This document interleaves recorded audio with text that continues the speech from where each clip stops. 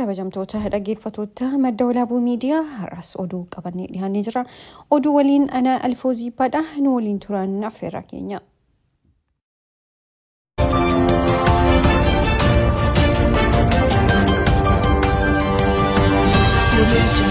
Walloo aanaalee garagaraatti hidhaa fi dararaan uummata nagaa irratti humnoota mootummaan geggeeffamaa jiraachuun himame. Akka maddeen naannichaa jedhanitti aanaalee baattee Jiillee Dhummugaa fi Dawaa Caffee keessa namoonni baay'een hidhamanii murtii takka malee manneen hidhaa keessatti dararamaa jiru. Oduu dabalataaf Falmataa Roorroo. Godina addaa saba Oromoo Walloo aanaalee garagaraatti hidhaa fi dararaan uummata nagaa irratti humnoota mootummaan geggeeffamaa jiru hammaate itti fufee jira. Akka maddeen naannichaa jedhanitti aanaalee baatee Jiillee Dhummugaa fi Daawwaa Caffaa keessatti namoonni baay'een hidhamanii murtii takka malee manneen hidhaa keessatti hiraarfamaa jiraachuu isaa maddeen ni raggaa'isu. Namoonni aanaalee kanneen keessaa hidhaman yeroo ammaa mana hidhaatti argaman garaan namoota 150 ta'u kanneen himan maddeen irraa jireessi isaanii lolaatti bana darbee humnoota addaa naannoo Amaaraa fi garee faannoon ummaticha irratti baname hordofee hidhamuu ta'uun isaanii dubbatanii.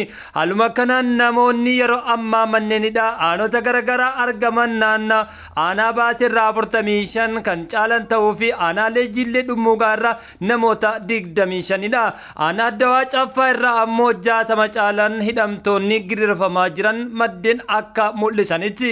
Haaluma kanaan namoota kanneen keessaa barreessaa kitaaba qarqaba seenaa Walloo dargaggoo Muhammad Sheek Aliyyi kan keessatti argamu ta'uu himanii jiran. Erga lolli qindaawaan tibba darbee Oromoota Walloo humna finxaaleeyyiin irratti baname as lolichi maqaa fi dhaabbatullee uummanni naannichaa rakkoo adda addaaf saaxilamuu isaa jiraattonni Oromoota Walloodhaa ergaalee isaanii dabarfatanii jiran. Gabaasa qophaa'e Falmataa Roorroo MW irraa. Karaa biraatiin hawaasni Oromoo biyya keessaa fi alaa kutaalee addunyaa garagaraa irra jiraatan hundeeffama waggaa 9ffaa OMN ilaalchisuun ergaa baga geessanii dabarfachaa jiru.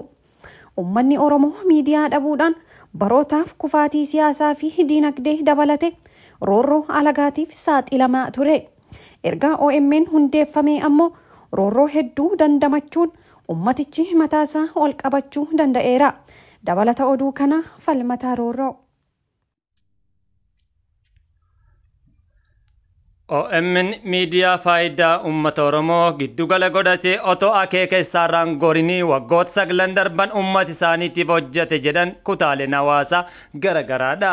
Uummanni Oromoo miidiyaa isaa kana jabeeffachuu qabas kan jedhan ergaalee gurguddoo hawaasa Oromoo idil addunyaa keessaa isaan hangafaati.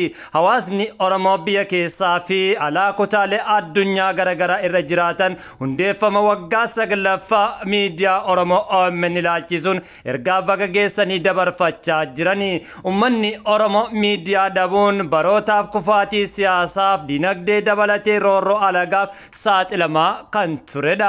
Erga OMN hundeeffame ammoo roorroon hedduu dandamachuudhaan uummanni mataa isaa ol qabachuu danda'ee jira kan jedhan kutama hawaasa Oromoo idil addunyaa biyyoota garagaraa irraa ergaa dabarfatanidha.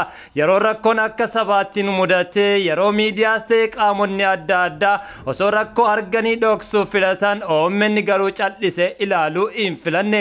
Sagalee wayyabaan lallabuudhaan Oromoo fi Oromiyaadhaaf halkaniif guyyaa irratti hojjechuudhaan Oromiyaa fi Oromoo addunyaa agarsiisu bira darbee afaan tokko Oromoo kallattii siyaasisaa kallattii kan qabsiise miidiyaa hangafticha Bitooteessa tokko bara 2014 Minneapolis dhalachuudhaan jiddu galeessa Oromiyaatti imaluudhaan seenaa addaa kan goffate miidiyaa jabaa zama kanaati. Haaluma kanaan silaa yoona miidiyaan kun qabaachuu baanne uummanni keenya gamaa gamasii alaa fi keessaa maal keessa akka jiru wal quba hin qabnu. Abbaan barbaade akka fedhe nu saamee nu fixusi waliin dhageenyu addunyaanis sagalee keenyan dhaga'u ture jedhu namoonni kutaalee addunyaa garagaraarraa yaada dabarfataniin. OMN waggaa 9 darban bu'aa bahii hedduu keessatti cichoomina uummata Oromoo waliin dhaabbachuu eeranii jiran. Qormaata hedduu keessa darbee jabaatee asgaun OMN gammachuu qabaachuu isaanii ilmaan Oromoo idil addunyaa ergaalee isaanii gama social mediaatiin ibsachaa jiru. OMN ummata Oromoo fi miidiyaa qofaa miti kan jedhan hawaasni Oromoo idil addunyaadha. OMN tumsa gahee keenyaa kan jedhan namoonni yaada kennan OMN gargaaruudhaaf koreen OMN haala nuuf mijeessu jechuunis kan gaafatanidha. Namoonni yaada kennan kunneen OMN dhaabbata jabaa Oromoon qabu keessaa adda duree ta'uu eeranii jiran. Uummanni Oromoo bal'aa miidiyaa kana tirsachuuf yookaan tumsuudhaaf kallattii adda addaan dinagdee fi yaadaan bira dhaabbachuu akka qabus dhaamanii jiran.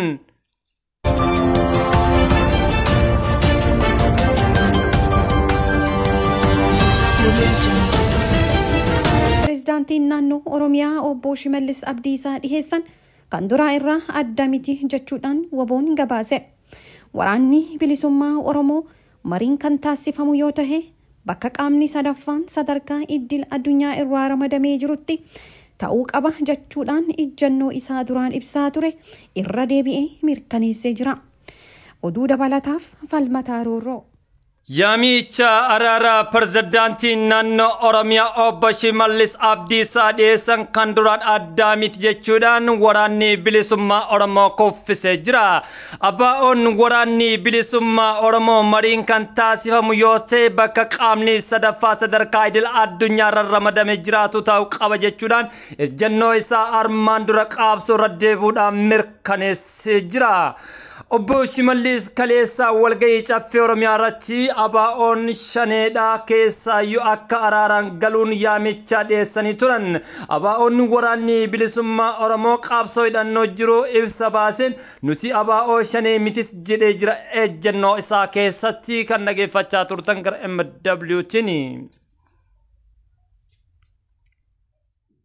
Egaa dhaggeeffattoota keenya oduu har'aa qabadhee kan isinii dhiyaadhe Alfoozii Baadhaa madda walaabuu miidiyaarraa oduu biraatiin hanga walitti deebinutti nagaan tura.